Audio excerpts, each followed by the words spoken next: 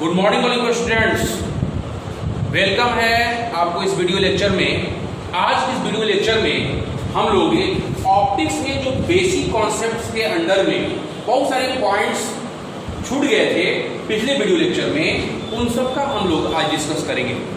तो याद कीजिए, कुछ मैंने बेसिक पॉइंट्स आपको चर्चा किया था, डिस्कस किया था पिछले वीडियो लेक्चर में, और आज इस वीडियो लेक्चर में बहुत ही आपको मजेदार पॉइंट्स आपको मिलेंगे।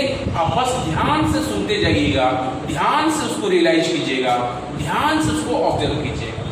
देखिए, मैंने एक पॉइंट आपको पिछले क्लास में मेंशन किया था कि light consist of a small energy packet which is known as photon और क्वांटा। ठीक है, और इस फोटोन और क्वांटा के पास एक डेफिनिट एनर्जी होता है, जिसे हमने एक फार्मूला, एक एक्सप्रेशन द्वारा एक्सप्रेस किया था, E = hν, where h is the Planck's constant, nu is the frequency of light and capital is the energy of light। अब हम लोग नेक्स्ट पॉइंट डिस्कस कर रहे हैं। नेक्स्ट पॉइंट जरा ध्यान से सुनिएगा। persistence of vision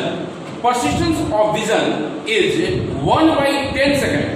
यदि हम लोग लाइट से रिलेटेड persistence of आई की बात करें, हम persistence of vision की बात करें, तो वो होता है 1/10 सेकेंड।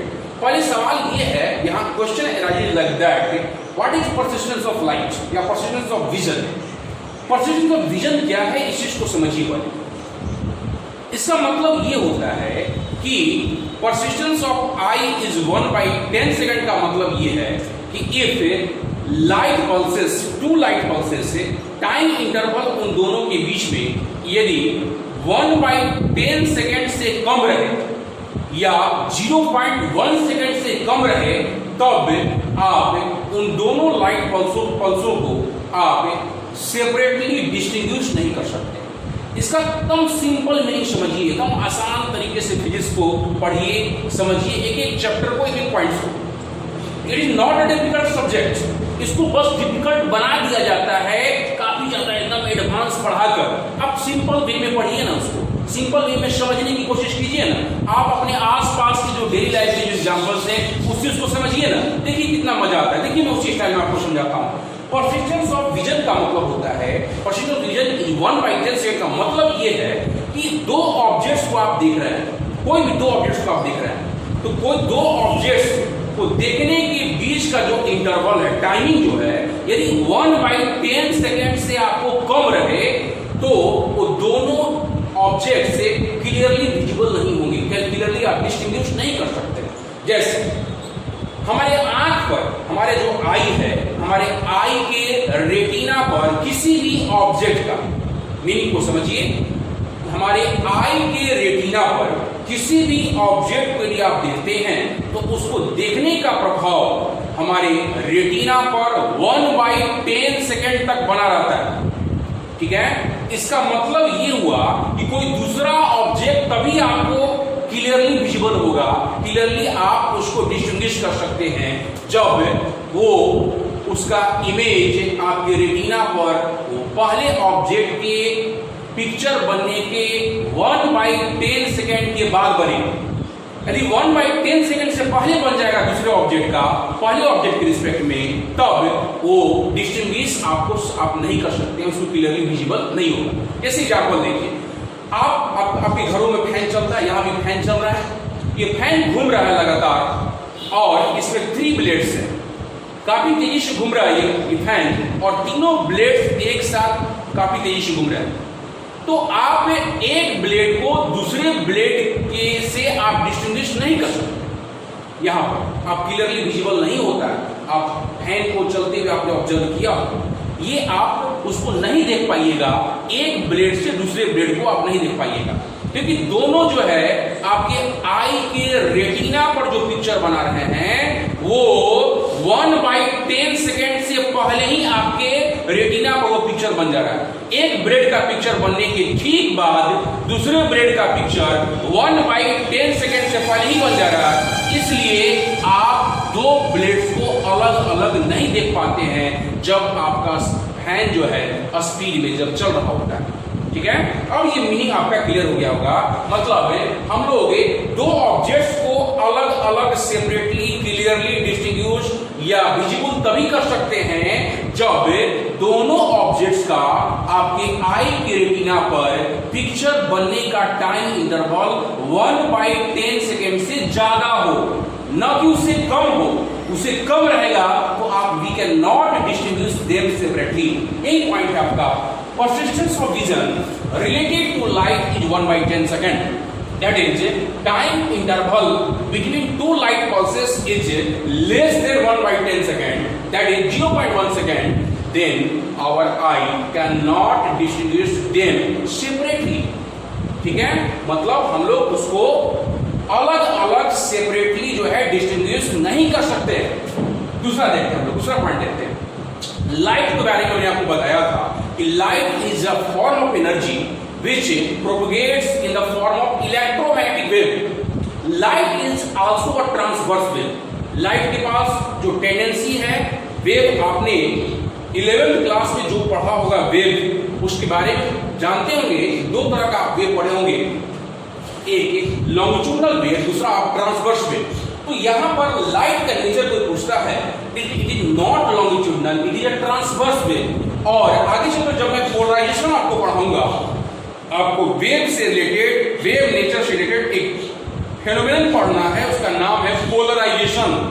जब आपको इंटरफेरेंस, डिफ्रैक्शन, उसके बाद जब पोलराइजेशन में पढ़ाऊंगा तब आपको वहां पर और ज्यादा क्रिस्टल क्लियर होगा कि लाइट जो है, लाइट को हम लोग पोलराइज कर सकते हैं। और क्यों पोलराइज कर सकते हैं? क्योंकि इसका नेचर होता है ट्रांसवर्स। ठीक है, इस ट्रांसवर्स नेचर के कारण ही हम लोग लाइट को पोलराइज। एक बार आईआईटी में क्वेश्चन पूछ चुका है, आईआईटी जेईई के मेन एग्जाम में, ठीक है, ये एग्जाम क्वेश्चन पूछ चुका है कि light can be polarised because of, इसका आंसर होगा it has a transverse nature hence it can be polarised. Next point पे हम लोग आगे बढ़ते हैं। मैंने आपको बताया था कि लाइट जो होता है ये छोटे छोटे स्मॉल एनर्जी पैकेट का ग्रुप्स है। छोटे छोटे स्मॉल एनर्जी पैकेट का ग्रुप्स है। उसी स्मॉल एनर्जी पैकेट्स को हमने बताया था, इसको बोलते हैं फोटोन या इसी को क्वांटा कहा जाता है, according to scientist Max Planck. और आगे चलकर इसी पर आइंस्टीन ने भी काम किया था, जिस पर 1921 में उन्हें नोबेल प्राइज दिया गया था। उनका जो इक्वेशन था उसका नाम है आइंस्टीन्स फोटोइलेक्ट्रिक इक्वेशन। हम लोग आगे जब फोटोइलेक्ट्रिक इफेक्ट पढ़ेंगे उस समय इस इक्वेशन को, आइंस्टीन की उस इक्वेशन को देखेंगे। लाइट से रिलेटेड जो उनका मैक्स प्लैंक का जो फोटोन थ्योरी था उसके आधार पर उन्हें इक्वेशन एक्सप्रेस किया था, उस चीज को हम लोग डिटेल देखेंगे। यहां पर मैं आपको बता रहा था कि light consist of a small energy packet या फोटोन पार्टिकल, उसका नाम देते हैं फोटोन या क्वांटा नाम देते हैं। और इस फोटोन के पास जो नेचर है, इसके पास न तो चार्ज होता है और न ही इसके पास मास होता है। नहीं इसके पास चार्ज है और न ही इसके पास मास है। ठीक है, और चार्ज नहीं होने के कारण ड्यू टू चार्जलेस, इसके पास चार्जलेस, ये चार्जलेस है, फोटोन यदि चार्जलेस है तो लाइट भी हमारा चार्जलेस है। और जब चार्जलेस होने के कारण ये इलेक्ट्रिक और मैग्नेटिक फील्ड में डिफ्लेक्ट नहीं होते, डिफ्लेक्शन नहीं होता। डिफ्लेक्शन किसका होता है? जो चार्ज पार्टिकल होते हैं, for example electron is the charge particle, it is the negatively charge particle, proton it is the positively charge particle. जो चार्ज पार्टिकल है, यदि इसको आप इलेक्ट्रिक या मैग्नेटिक फील्ड में इसको सेटअप कीजिए तो ये डिफ्लेक्ट होगा, क्योंकि इसके पास चार्ज है, इट है चार्ज। इलेक्ट्रॉन है चार्ज, प्रोटॉन है चार्ज, बट फोटोन है no any charge, means it is chargeless, hence it cannot be deflected in the electric or magnetic field। ठीक है, हम नेक्स्ट पॉइंट की ओर आगे बढ़ते हैं। In the spectrum of electromagnetic wave, electromagnetic wave का आगे चलकर एक चैप्टर इलेक्ट्रोमैग्नेटिक वेव से रिलेटेड हम लोग लेंगे, उसमें स्पेक्ट्रम मैं आपको बताऊंगा, जिसमें डिफरेंट आपको इलेक्ट्रोमैग्नेटिक वेव भी पढ़ने के लिए मिलेगा आपको। जैसे गामा रे या गामा रेडिएशन की बात करते हैं हम लोग, एक्सरे रेडिएशन, एक्सरे की बात करते हैं, यूवी रे की बात करते हैं, उसी तरह से विजिबल रे की बात करते हैं, इंफ्रारेड की बात करते हैं, रेडियो वेव्स की बात करते हैं, माइक्रोवेव्स की बात करते हैं।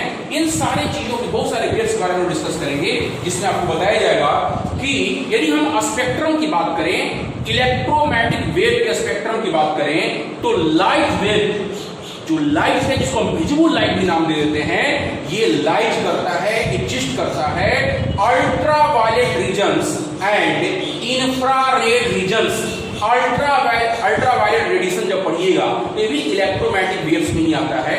अल्ट्रावायलेट से लेकर इंफ्रारेड रीजन्स के बीच में लाई करता है और इसका जो वेवलेंथ रेंज होता है, वेवलेंथ रेंज लाइट का about 4000 angstrom to 7000 angstrom, the more appropriate data 4000 angstrom to 7000 angstrom के बीच में ये लाइट का वेवलेंथ हमारा लाई करता है। हम लोग देखेंगे इसको आगे जब स्पेक्ट्रम इलेक्ट्रोमैग्नेटिक वेव का देखेंगे, ठीक है। अब आगे अगला सवाल ये है, अगला पॉइंट देखिए ध्यान से, जब मीडियम चेंज करे, जब मीडियम चेंज करता है तो लाइट का स्पीड या और उसका जो वेवलेंथ है ये आपको चेंज कर सकता है, ठीक है। ये देखा गया है, ऑब्जर्व करके देखा गया इस चीज को, आप एक्सपेरिमेंटली भी देखा गया है कि इसका वेवलेंथ और स्पीड लाइट का मीडियम चेंज करने से चेंज कर सकता है। यदि मीडियम का डेंसिटी चेंज करे तो निश्चित रूप से उसका स्पीड और वेवलेंथ में चेंजिंग आता है, क्योंकि स्पीड जो होता है वेवलेंथ से रिलेटेड होता है और यदि स्पीड में चेंजिंग आएगा तो उसके वेवलेंथ में भी चेंजिंग आता है। हम दूसरी पॉइंट की ओर आगे अगले पॉइंट की ओर बढ़ते हैं, लेकिन इस दौरान यदि मीडियम चेंज करे तो लाइट का एम्पलीट्यूड ये हो सकता है कि घट जाए, डिक्रीज कर जाए, या हो सकता है कि अनचेंज रहे, मींस रिमेन्स कांस्टेंट, जितना था पहले उतना ही रहे, ये हो सकता है, पॉसिबिलिटी है। ध्यान रहे एक्सपेरिमेंटल ऑब्जर्वेशन है लाइट के लिए कि मीडियम के चेंज के साथ एम्पलीट्यूड में डिक्रीज और रिमेन्स कांस्टेंट। नेक्स्ट पॉइंट पर हम लोग आगे बढ़ते हैं। लाइट का जो फ्रीक्वेंसी होता है और फ्रीक्वेंसी मीडियम चेंज करने से नहीं चेंज करता। इस पॉइंट पर, इस बेसिक कॉन्सेप्ट पर आईटी ने क्वेश्चन पूछ दिया है, ठीक है। क्या क्वेश्चन था मैं आगे बताऊंगा। फ्रीक्वेंसी जब चेंज नहीं करता लाइट का, मीडियम चेंज करने से यदि फ्रीक्वेंसी चेंज नहीं करता है तो निश्चित रूप से लाइट का कलर भी चेंज नहीं होगा, ठीक है, क्योंकि colour is related with frequency. Colour जो है फ्रीक्वेंसी से रिलेटेड होता है, यदि फ्रीक्वेंसी चेंज नहीं करेगा तो कलर भी चेंज नहीं करता है लाइट का, ठीक है। तो मैं इस पर आगे क्वेश्चन में बताऊंगा आपको जवाब, आप निश्चित रूप से जवाब दे दीजिएगा। देखिए अगला हम लोग देखते हैं एक ऐसा मीडियम, हम एक ऐसा मीडियम लेते हैं जिसमें लाइट का स्पीड सभी डायरेक्शंस में, इन ऑल डायरेक्शंस यदि सेम रहे, यदि इक्वल रहे, सेम रहे, कांस्टेंट रहे, वैसे मीडियम को हम लोग नाम देंगे आइसोट्रोपिक मीडियम। वैसे मीडियम का नाम देते हैं हम लोग आइसोट्रोपिक मीडियम। मतलब a medium in which a speed of light is in all directions is same और constant is known as isotropic medium. उस मीडियम का नाम देते हैं हम लोग a medium in which a speed of light is same in all directions, that medium is called isotropic medium. Otherwise medium is known as an isotropic medium, ठीक है।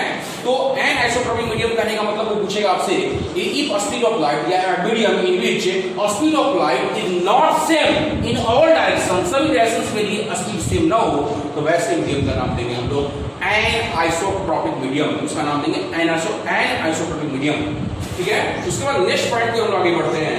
If light enters from one medium to 1 minute, इस point को देखिए हम लोग। यदि बहुत सारे लाइट का maximum part, most of the part किसी बाउंड्री पर इंसिडेंट होने के बाद लाइट यदि एक मीडियम से दूसरे मीडियम में इंटर करने से पहले जो बाउंड्री पर इंसिडेंट होता है, उस बाउंड्री पर इंसिडेंट होने के बाद उसका मोस्ट ऑफ द पार्ट यदि प्रीवियस मीडियम में टकरा कर चला जाए, बैक चला जाए, रिटर्न चला जाए, तो इस फेनोमेनन का नाम दिया जाता है रिफ्लेक्शन। इस पॉइंट को देखिए, यही पॉइंट है आपको, if most of light comes back in previous direction या previous medium after incidence on boundary, then it is known as reflection. इस फेनोमेनन का नाम देते हैं हम लोग रिफ्लेक्शन नाम देते हैं। लेकिन if light enters from one medium to another with change in direction, यदि एक मीडियम से दूसरे मीडियम में इंटर करते समय यदि लाइट के डायरेक्शन में चेंजिंग आ जाए तो ऐसे फेनोमेनन का नाम दिया जाता है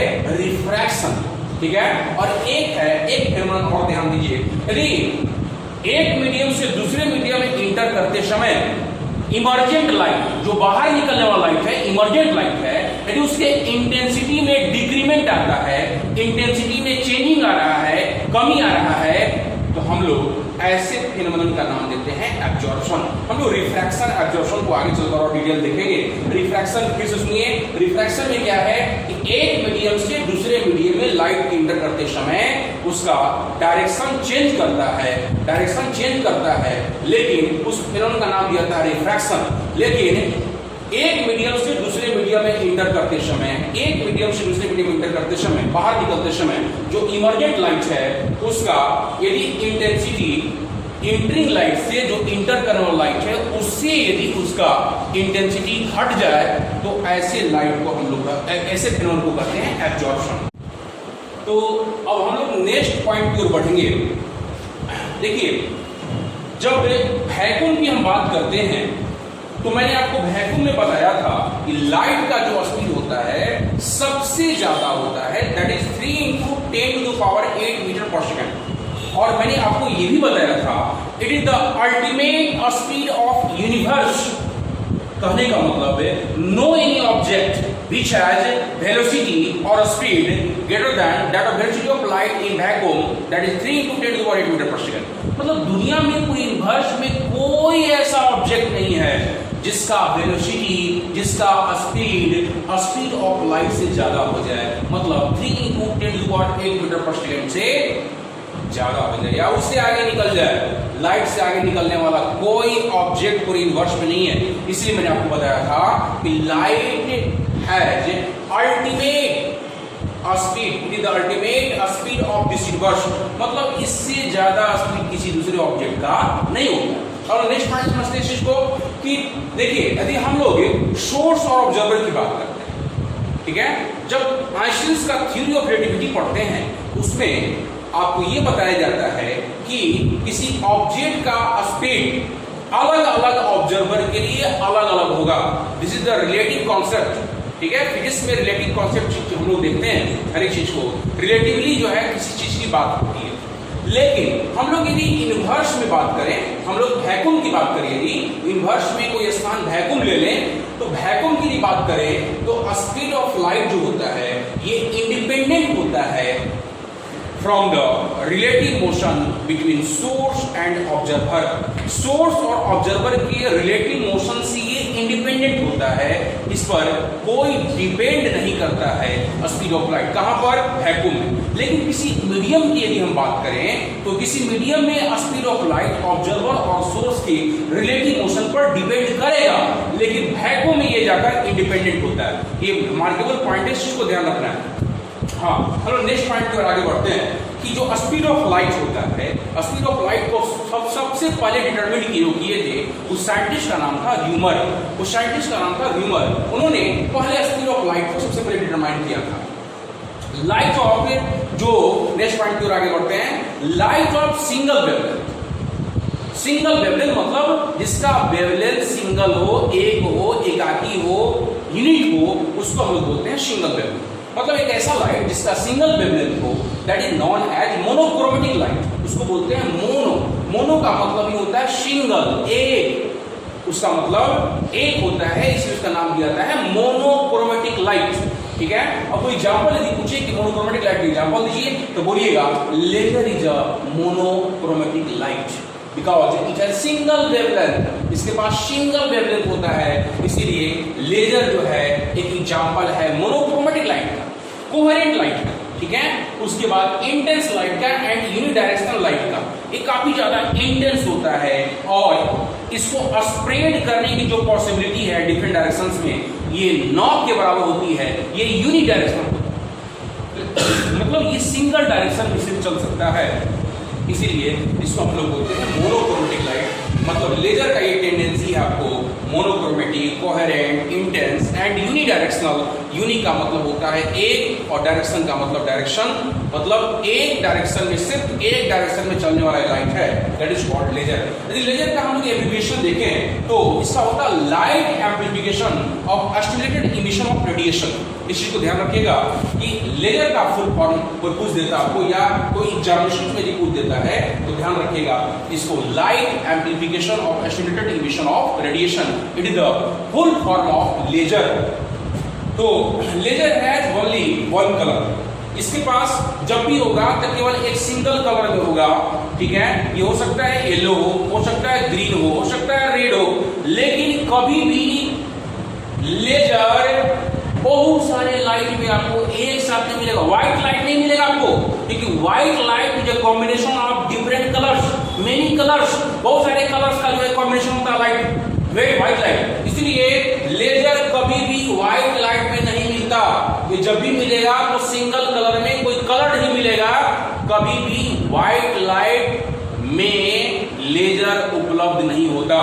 laser is not available in the form of white light because white light has many colours, many wavelengths, but laser is monochromatic means single wavelength. Single wavelength इसके पास होता है, इसलिए जब भी बात करेंगे तो इसके पास सिंगल कलर होगा, कलर होगा जरूर लेकिन व्हाइट। नेक्स्ट पॉइंट हमने पहले देखा था, एक पॉइंट मैंने आपको समझाया था, यहाँ भी इस चीज को डिस्कस करते हैं। जब स्टार्ट किया था मैंने ऑप्टिक्स उसमें बताया था कि लाइट के पास दो तरह का नेचर होता है, ड्यूल नेचर। एक है वेव नेचर और दूसरा है पार्टिकल नेचर।